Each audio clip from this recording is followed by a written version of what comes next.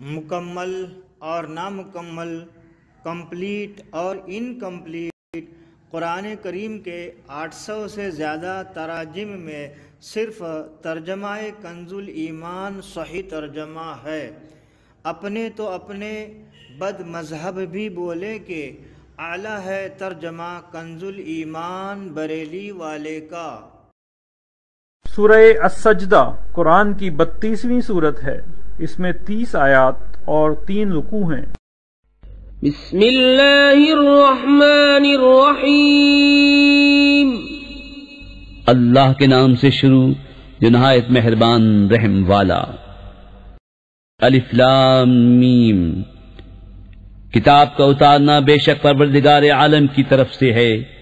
کیا کہتے ہیں ان کی بنائی ہوئی ہے، بلکہ وہی حق ہے تمہارے رب کی طرف سے کہ تم ڈراؤ ایسے لوگوں کو جن کے پاس تم سے پہلے کوئی ڈر سنانے والا نہ آیا، اس امید پر کہ وہ راہ پائیں۔ اللہ ہے جس نے آسمان اور زمین اور جو کچھ ان کے بیچ میں ہے 6 دن میں بنائے، پھر عرش پر استوا فرمایا۔ اس سے چھوٹ کر تمہارا کوئی حمایتی نہ سفارشی، تو کیا تم دھیان نہیں کرتے؟ کام کی تدبیر فرماتا ہے آسمان سے زمین تک، پھر اسی کی طرف رجوع کرے گا، اس دن کے جس کی مقدار 1000 برس ہے تمہاری گنتی میں۔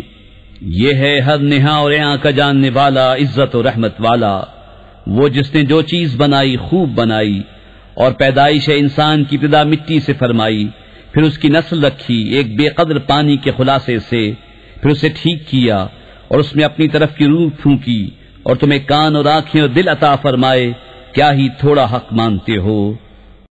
اور بولے کیا جب ہم مٹی میں مل جائیں گے کیا پھر نئے بنیں گے؟ بلکہ وہ اپنے رب کے حضور حاضری سے منکر ہیں۔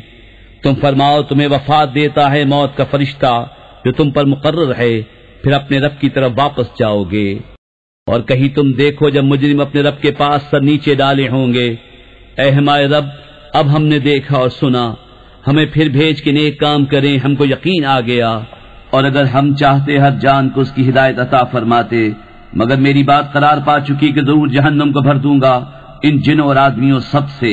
اب چکھو بدلہ اس کا کہ تم اپنے اس دن کی حاضری بھولے تھے، ہم نے تمہیں چھوڑ دیا، اب ہمیشہ کا عذاب چکھو، اپنے کیے کا بدلہ۔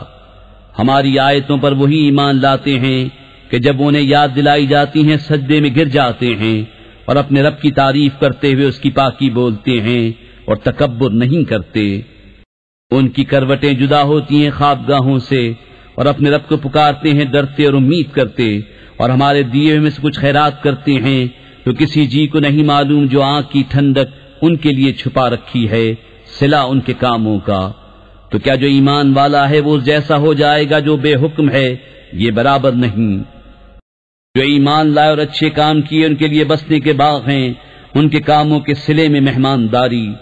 رہے وہ جو بے حکم ہیں ان کا ٹھکانہ آگ ہے، جب کبھی اس میں سے نکلنا چاہیں گے پھر اسی میں پھیر دیے جائیں گے، اور ان سے فرمایا جائے گا چکھو اس آگ کا عذاب جسے تم جھٹلاتے تھے، اور ضرور ہم انہیں چکھائیں گے کچھ نزدیک کا عذاب، اس بڑے عذاب سے پہلے جسے دیکھنے والا امید کرے کہ ابھی باز آئیں گے۔